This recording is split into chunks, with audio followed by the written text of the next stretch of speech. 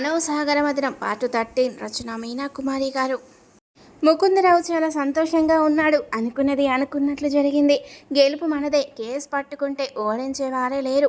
మొత్తానికి మన plan success అయ్యింది అని అంటున్న ముకుందరావు వైపు చూస్తూ జూనియర్ అసిస్టెంట్ శేషు మాట్లాడుతూ, అసలు వాదించేటప్పుడు కేసు పోయిందని అనుకున్నాను సార్, అంతలోనే చక్రం తిప్పేశారు, రూట్ మార్చేశారు, మీరు భలే పాయింట్ లేవదీశారు అంటూ మాట్లాడుతున్న శేషు మాటలకు పకపక నవ్వేశాడు ముకుందరావు. అతను అలా నవ్వుతుంటే కోపంగా చూస్తూ కోర్టు మెట్లు దిగుతున్నాడు రామ్. పక్కనే దిగుతున్న శ్రీకాంత్ ఆ పక్కనే దుఃఖాన్ని మింగలేక మెట్లను ఇబ్బందిగా దిగుతుంది పద్మ. రామ్ కోపంగా ముకుందరావుని గమనిస్తూ దిగుతున్నాడు. అసలు ఇంతటి దాకా ఎందుకు తెచ్చుకున్నారు శ్రీకాంత్, నాకెందుకు చెప్పలేదు, ఏమిటిదంతా అని చెబుతుంటే కంచు చేను మేసినట్లుగా మా అక్క విషయంలో జరిగింది. ఈ కేసు అవతల వైపు వాదించేది ముకుందరావు అన్నప్పుడే అందరూ అన్నారు కేసు మీరు ఓడిపోతారని అన్నారు. కానీ నేనే నమ్మి ఈ విధంగా కోర్టుకు వచ్చాము అంటూ బాధగా కళ్ళనీళ్లు పెట్టుకున్నాడు శ్రీకాంత్. ముగ్గురు కూడా కార్లో అక్కడి నుంచి వెళుతున్నారు. కార్ డ్రైవ్ చేస్తున్న రామ్ అసలు ఏమిటిదంతా నాకు అర్థం కాలేదన్నాడు. శ్రీకాంత్ మాట్లాడుతూ, అక్కకు పెళ్ళయిందన్న సంగతి నీకు తెలుసు కదరా. అవును అయింది, కంకిపాడు దగ్గర ఇచ్చారు, ఆ పెళ్ళికి నేను వచ్చాను కదరా తెలుసు అంటున్న రామ్ వైపు చూసి, చూసావు కదా పెళ్లి కొడుకుని అన్నాడు శ్రీకాంత్. అంతగా చూడలేదు కానీ గుర్తుంది అన్నాడు రామ్. తమ్ముడు ఈ విషయాలు భరించేవి కాదు నేను, అలా అని అమ్మ నాన్నల దగ్గరికి వచ్చి వాళ్ళ గుండెల మీద కుంపట్లు కూర్చోలేను, దయచేసి నన్ను ఎక్కడున్నా వదిలేసాయి అనాథ శరణాలయంలో బావు అంటూ ఉన్న శ్రీపాద మాటలకు శ్రీకాంత్ బాధపడుతూ, నువ్వు గుండెల మీద కుంపటి ఒకవేళ పెద్దవాళ్ళు అనుకుంటే నా తోడబుట్టినది జాగ్రత్తగా ఉండాలని నేను అనుకోనా, అమ్మ నాన్న ఎప్పుడు అలా ఆలోచించరు, కాకపోతే జరిగిన విషయం తెలియక కాపురాన్ని చెడగొట్టుకుంటున్నావు అని విడాకులు ఎందుకు అని అడిగారు. కానీ అక్క నువ్వు ఇన్ని బాధలు పడుతున్నావని వాళ్ళకి ఎలా తెలుసు, ఏం చెప్పావు నువ్వు అసలు అన్నాడు శ్రీకాంత్. ఎలా చెబుతాన్రా, నేను చెప్పగలిగిన విషయమేనా ఇది అంటున్న శ్రీపద్మ మాటలకు, కోర్టులో అన్నీ విన్నారు కదా అక్క అందరూ, నేను కూడా విన్నాను కదా అంటూ జీవోత్సవంలా మాట్లాడుతున్న శ్రీకాంత్ వైపు చూస్తూ, కోర్టులో ఏం జరిగింది, ఏం వాదించారన్నాడు రామ్. నువ్వు వచ్చేసరికి అంతా అయిపోయింది రామ్, అందుకే నీకేం అర్థం కాలేదు, తీర్పు చెప్పేశారు అప్పుడే నువ్వు వచ్చావన్నాడు శ్రీకాంత్. ముగ్గురు కలిసి మంగళగిరి దగ్గర ఒక హోటల్లో ఆగారు. ఫ్యామిలీ రూమ్లోకి వెళ్ళి కూర్చున్నారు. ఏం జరిగింది అంటూ అక్కడ ఎవరూ లేకపోవడంతో అడిగాడు రామ్. అక్కకు పెళ్లి జరిగింది, పెళ్లి చేసుకున్నవాడు సంసారానికి పనికి రానివాడని మాకు తెలియదు కానీ అంటూ చెప్పలేక తల వంచుకున్న శ్రీకాంత్ చేయి పట్టుకున్నాడా రామ్. శ్రీపాద కళ్ళ నీళ్లతో సిగ్గుగా తలెత్తలేనట్లుగా అలా ఉండిపోయింది. పెళ్లి కొడుకుకు చేశాడ్రా అత్రాష్ట్రుడు, కానీ గదిలోకి వచ్చింది తండ్రి. అక్క జీవితం బలైపోయింది. ఆ దుర్మార్గుడి చేతుల్లో అక్క చనిపోవాలనుకుంది, కానీ అక్కను అత్తమామలు జాగ్రత్తగా చూస్తున్నారు. అక్క గర్భవతిని తెలిసి చూసేవారందరినీ అలాగే నమ్మించారు. అక్క తను బ్రతకకూడదు అని అనుకుందంట. ఏమీ తెలియకుండా పిచ్చివాడిని పెళ్లి కొడుకుని చేసి అక్కడ ఏమీ ఎవరికి అనుమానమే రాకుండా మేనేజ్ చేశారు. అర్ధరాత్రి ముహూర్తం పెళ్ళని ఎందుకు ఎలా చేశారో మాకు అర్థం కాలేదు. ఇప్పుడు అర్థమవుతుంది. ప్రతిదీ కూడా వాళ్ళు సాక్ష్యాలది ఏది ఎదురకుండా చేయాలని అలా చేశారు, పక్కా ప్లాన్గా. నాకు అసలు అర్థం కాలేదు. అలా జరిగింది ఓకే, తర్వాత ఏం జరిగింది, కోర్టుకు ఎలా వచ్చారు అని రామ్ అడుగుతుంటే, అక్క రహస్యంగా ఫోన్ చేసింది. అప్పుడు నేను వాళ్ళ ఇంటికి అక్కడ ఉన్న ఆర్ఎంపీ డాక్టర్ సహాయంతో కలిసి వెళ్ళాను. వాళ్లకు నేనంతగా తెలియదు. అర్ధరాత్రి ముహూర్తంలో పిల్లనిచ్చి పెళ్లి చేశారు, కానీ వాళ్ళ మా ఇంటికి రాలేదు, మేము వాళ్ళ ఇంటికి వెళ్ళలేదు. ఏదో మూడం వచ్చింది పిల్లను పుట్టింటికి పంపమని, మీరు రాకూడదని ఏవేవో చెబుతూ అక్కతో మాట్లాడిస్తూ ఉన్నారు. కాబట్టి అమ్మ నాన్నలకు పెద్ద వయసు కాబట్టి, ఒక వయసు దాటాక పుట్టిన వాళ్ళం కాబట్టి వాళ్ళు ఏమీ పట్టించుకునే పరిస్థితిలో లేరు. నేను చిన్నవాడిని కాబట్టి నాకేమీ అర్థం కాదు. అటువంటివన్నీ కూడా వాళ్ళు గమనించి ఇంత మోసం చేశారురా అని చెబుతూ ఉన్న శ్రీకాంత్కి దుఃఖమాగలేదు. శ్రీపద ఏడుస్తూ, నువ్వు నా తమ్ముళ్ళలాంటి వాడివే కదా రామ్, జరిగింది చెప్తున్నాను విను. కొడుకు బదులు తండ్రి గదిలోకి వచ్చేవాడు. సిగ్గుతో చచ్చిపోయి శరీరాన్ని ఒక మృగానికి అప్పగించినట్లుగా నా జీవితం ఎంత పెనుగులాడినా బలైపోతూ ఉండేది. మా అత్త ఆమె బయట కాపలా కాసేది. కొడుకుని వేరొక గదిలో పెట్టి ఎంత నాటకము ఆడేవాళ్ళు. అలా అలా 3 నెలలు జరిగిన తర్వాత నేను గర్భవతిని అని తెలిసింది. ఆ దరిద్రుడు మామ అత్త ఇద్దరు కూడా ఎంతో ఆనందించారు. ఆ బిడ్డ మనకు కావాలనుకున్నారు. వంశం నిలబడాలి అన్నారు. వాళ్ళు మనుషులో మూర్ఖులో అర్థం కాలేదు. రాక్షసులో జంతువులో కూడా తెలియలేదు. వావి వరస లేదు. అలా అని కోడలు జీవితం నాశనం చేసి కోడలు కడుపున పుట్టిన బిడ్డ కావాలని అనుకోవడం ఏమిటో నాకు అర్థం కాలేదు. ఆ బిడ్డకు తండ్రి ఎవరు? నా భర్తకు ఆ బిడ్డ ఏమవుతాడు? నాకు ఆ బిడ్డ ఏమవుతాడు? ఇవన్నీ ఆలోచించి నాకు మెంటల్గా ఒకలాంటి ఉద్వేగం వచ్చేసింది. ఆ రోజు నాకేదీ గుర్తులేదు. తల గోడకేసి కొట్టుకొని కడుపు మీద విపరీతంగా నాకు నేనే కొట్టుకున్నాను. అర్థం లేని పరిస్థితుల్లో ఏదో రకంగా చనిపోతే బాగుండనుకున్నా. నన్ను చావనివ్వలేదు వాళ్ళు. అలా గదిలో పెట్టి ఆహారం ఇస్తూ జాగ్రత్తగా చూస్తూ కాపలా కాసేవారు. పెరటి వైపు బాత్రూమ్ ఉండేసరికి అక్కడికి వెళ్తాము. అలాగే వెళ్తూ ఆ పక్కింటి అమ్మాయిని పిలిచి కాస్త మా తమ్ముడికి ఫోన్ చేయమని చెప్పి వారికి చేయించాను. దగ్గరే కాబట్టి తమ్ముడొచ్చి కాపాడుతాడని ఆశగా ఉంది. పిచ్చి పట్టినట్లుగా వాళ్ళందరూ ఆనందంగా ఉంటే వచ్చిన వాళ్ళంతా పిచ్చోడనుకున్నాం. కానీ బిడ్డకు తండ్రయ్యాడు అంటూ నన్ను కట్టుకున్న వాడిని పొగుడుతుంటే వెర్రిగా చిందులు వేస్తూ ఆనందంగా ఉన్న అతన్ని చూసి నాకేమీ అర్థం కాలేదు. వచ్చిన వాళ్ళందరూ ఏదో ఒక మిఠాయిలు తెస్తూ రకరకాలుగా ఉన్నారు.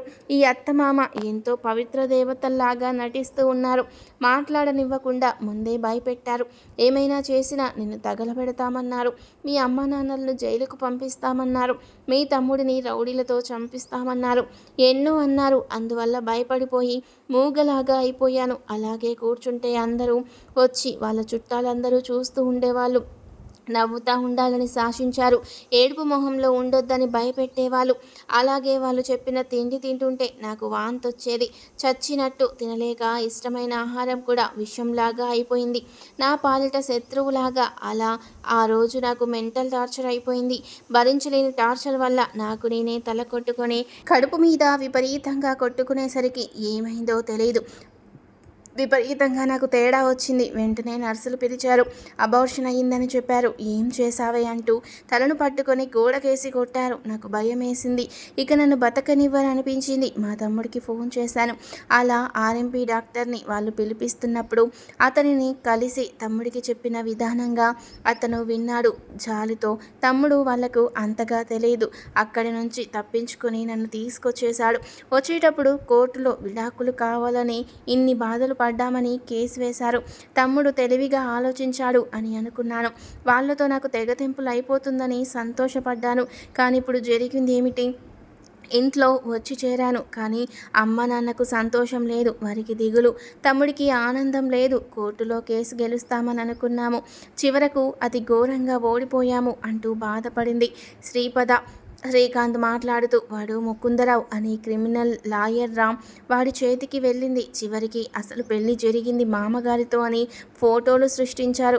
కొడుకు అనేవాడు ప్రసక్తే లేదు. ఆ ఫోటోలన్నీ కూడా అలాగే సృష్టించారు. మా అక్కకు మెంటల్ అని గర్భంతో ఉంటే ఆమె గర్భిణిని ఆమె పోగొట్టుకుందని పిచ్చి వల్ల ఇలా చేసిందని చెప్పారు. బిడ్డల కోసం చేసుకున్నానని ఆ అమ్మాయి తల్లిదండ్రులకు ఇష్టమే. కావలసినంత డబ్బు మా దగ్గర తీసుకున్నారని చెప్పారు. ఇలా జరిగిందని తనకున్న ఆస్తిపాస్తులకు వారసులు కావాలని మాత్రమే తన భార్య అంగీకారంతో చేసుకున్నానని అలా బొంకాడు వాడు. అందుకు బ్రాహ్మణుడు అతనితో వచ్చిన వాళ్ళందరూ సాక్ష్యాలు చెప్పారు. చేసేదేమీ లేక అక్క పిచ్చిది అని నిరూపణ అయింది.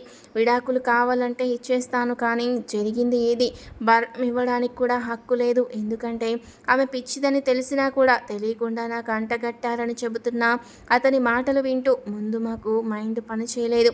నిజంగానే ఆ మామగారు అక్కకు పెళ్లి చేసేటప్పుడు ముసలోలిలాగా ఉన్నాడు. కానీ జుట్టుకి రంగు వేసుకొని బట్టల తీరు మార్చి ఈ వయసులో నీకు పెళ్ళేంటి అని అడిగేవాళ్ళు లేకుండా చేసుకున్నాడు.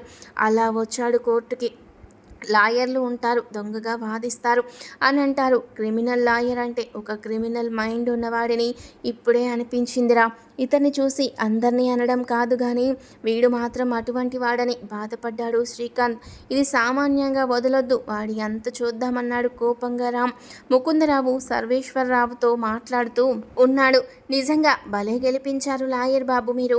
ఎంత కావాలంటే అంత ఇస్తాను, ఏం పర్వాలేదు అంటూ ఇంకొక 50,000 కలిపిచ్చాడు. మొత్తానికి చాలా బాగా వాదించారు. కేసు మధ్యలో చాలా భయమేసింది. మీరు రమ్మన్నట్టే కోర్టుకి మేకప్తో వచ్చాను. అక్కడికి ఎవరైనా వచ్చి ఏదో ఒకటి మాట్లాడుతారేమో అని భయం కలిగిందన్నాడు సర్వేశ్వరరావు. అందుకే మీ ఊర్లో ఎవరికీ తెలియకుండా రమ్మని చెప్పాను. మీ కొడుకుని భద్రంగా హాస్పిటల్లో పెట్టి రమ్మని చెప్పింది అందుకే. సాక్షులను నేనే రెడీ చేసి ఉంచాను కాబట్టి ఇబ్బంది లేకుండా అయ్యింది. వాళ్ళందరికీ నేను చాలా ఇచ్చుకోవాలి అన్నాడు ముకుందరావు. మీరు వేసిన ప్రశ్నలకు ఆ శ్రీపద కంగు తిని మాట్లాడలేకపోయింది. ఓకే అవన్నీ ఇక నేను మాట్లాడను, ఇక మీరు వెళ్ళవచ్చు అని చెప్పాడు ముకుందరావు. వెంటనే ఫోను శ్వేతకు చేశాడు. హాయ్ డార్లింగ్, ఇప్పుడే నేను వస్తున్నాను, నా కోసం చేసేవన్నీ చేయవా అంటూ లిస్టు చెప్పాడు. అబ్బా ఇప్పుడా, మరి త్వరగా చేయాలంటే చేయలేను, నాకొచ్చి సహాయం చేస్తావా మరి అన్నది శ్వేత. చేస్తాను, నీ అందాలను మర్దన చేసే సహాయం బాగా చేస్తాను అంటూ కొంటగా మాట్లాడుతున్న మాటలకు చిలిపిగా నవ్వింది శ్వేత. యూ నాటీ బాయ్, మాటలతో గాలం వేస్తావురా, మాయ చేసేస్తావు అని అంటున్న శ్వేత మాటలకు నిజంగా మాటలతో గారడి చేస్తానని ఈరోజు నాకే అర్థమైందని నవ్వుతూ అంటున్నాం. ముకుందరావు మాటలకు కేసు గెలిచారా అన్నది. అవును, కేసు బ్రహ్మాండంగా గెలిచాను, పైగా 2.5 లక్షలు ముట్టినాయి, నీకోసం బ్రహ్మాండమైన గిఫ్ట్ తెస్తాను అని చెబుతుంటే నేను ఒక డైమండ్ నెక్లెస్ చూశాను అని చెబుతున్న శ్వేత మాటలకు నీకు అప్పుడే డబ్బులు ఇచ్చాను కదా అన్నాడు ముకుందరావు. ఆ డబ్బులు ఉంటాయా ఏమిటి? మీలాంటి రాజకుమారుడు కోసం రెడీ అవ్వాలంటే అన్నీ బాగా హైటెక్ కాస్మెటిక్స్ వాడాల్సిందే, అవి చాలా రేట్లు అవుతున్నాయి, లేకపోతే మీకు మూడు అసలు రాదుగా, మీ టేస్ట్లే వేరు. అలాగే మంచం మీద ఫోమ్ బెడ్ అన్ని రకరకాలవి, మీ ఇష్టానికి రిచ్గా ఉండాలని ఇంటిని మార్చుకున్నాను కదా, పైగా మీరు వచ్చేసరికి అన్నీ కూడా మీరు 7 స్టార్ హోటల్ లెక్కలో మెనూ ఇస్తూ ఉంటారు, వాటిని తెప్పించడానికి చేయడానికి అక్కడికి పని వాళ్ళు లేకుండా శ్రమ పడుతున్నాను కాబట్టి అలా అయినా చేయగలుగుతున్నాను అని చెప్తున్న శ్వేత మాటలకు వద్దు హరికథలేమీ చెప్పొద్దు, నాకు ఆనందం కావాలి, నీకు డబ్బు కావాలి అంటున్న ముకుందరావు మాటలకు లేదు, మీ నుండి నేను అన్నీ కావాలనుకుంటున్నాను, ప్రేమ కావాలనుకుంటున్నాను అని శ్వేత అంటుంటే ప్రేమ ట్రాష్, ప్రేమ పెళ్ళి ఇటువంటి మాటలు ఎత్తవద్దు నా ముందు ప్లీజ్ అంటూ కోపంగా మాట్లాడుతున్న ముకుందరావు ఓకే నేను ఎప్పుడు మిమ్మల్ని ఇబ్బంది పెట్టలేదు, నేను మిమ్మల్ని ప్రేమించవచ్చు కదా, మీరు నన్ను ప్రేమించకపోయినా పర్వాలేదు, కేవలం కామించండి చాలు అంటూ నవ్వుతూ ఫోన్ పెట్టేసింది శ్వేత. అసలు కేసు లోతేమిటో తప్పు ఎవరిదో తెలియదు కానీ ఆ అమ్మాయి ఎప్పుడైతే బోన్లోకి వచ్చిందో లాస్ట్ మినిట్లో తన ఆ అమ్మాయిలో నీరసము, నిస్పృహ, విరక్తి భావాలతో ఒకలాంటి ఆవేశంతో ఎదురు తిరిగే తత్వం కనిపించే పోయేసరికి మాటలతో గజిబిజి చేసేశాడు.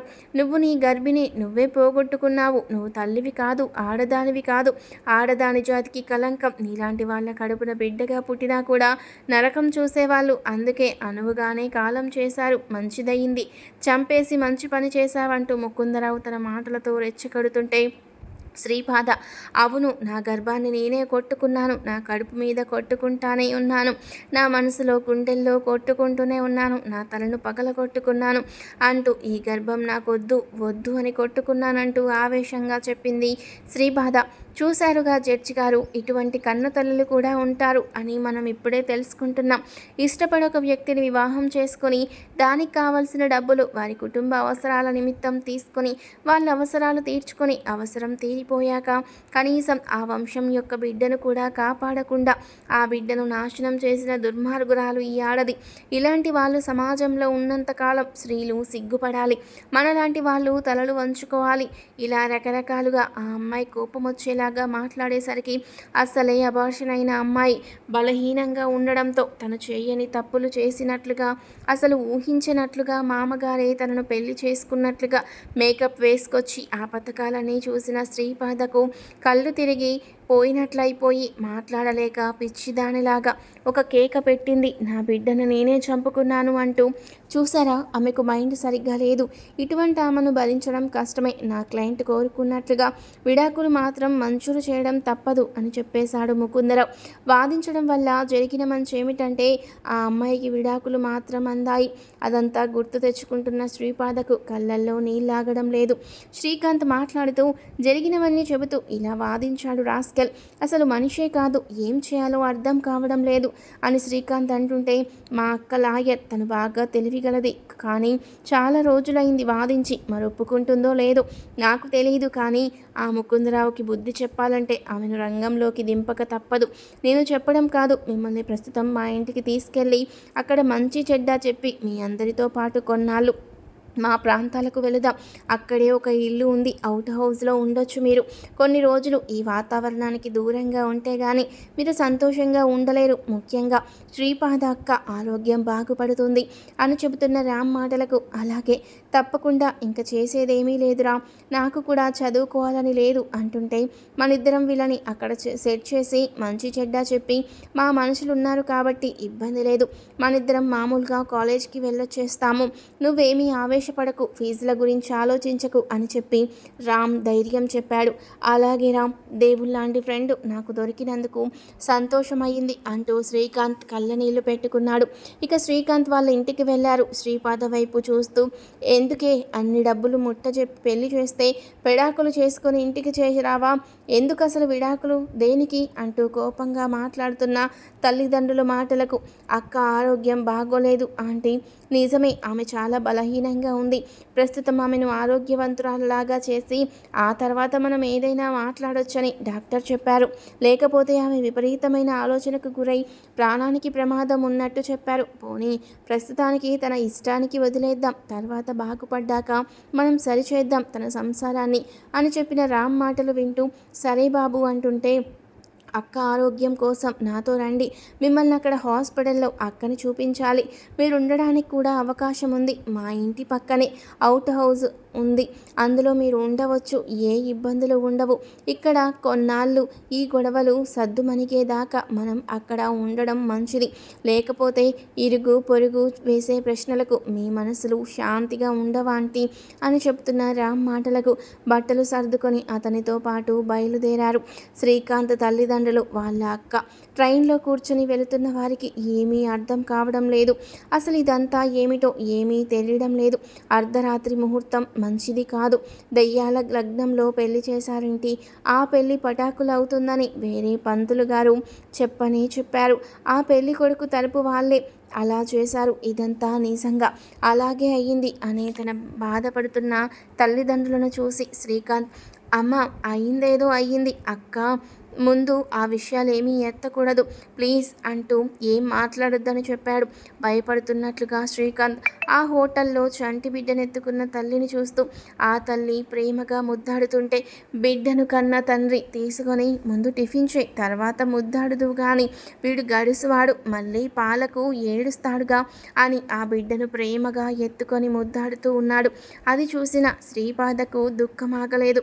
తింటున్న టిఫిన్ పక్కన పెట్టేసి వెళ్ళి చేతులు కడుక్కొని వచ్చింది.